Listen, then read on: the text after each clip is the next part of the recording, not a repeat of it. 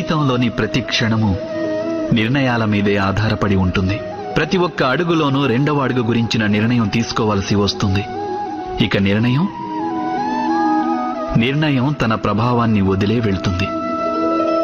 నేడు తీసుకున్న నిర్ణయం భవిష్యత్తులో సుఖానికో లేక దుఃఖానికో కారణమవుతుంది. కేవలం తనకే కాదిది, తనతో పాటు తన కుటుంబానికి, అలాగే రానున్న తరతరాలకు కూడా. ఏదైనా ఒక సందిగ్ధత ఏర్పడితే అప్పుడు మనసు వ్యాకులమవుతుంది, అతలాకుతలమైపోతుంది. నిర్ణయించుకున్న ఆ క్షణం యుద్ధమే అవుతుంది. ఇంకా మనసు రణభూమిగా మారిపోతుంది.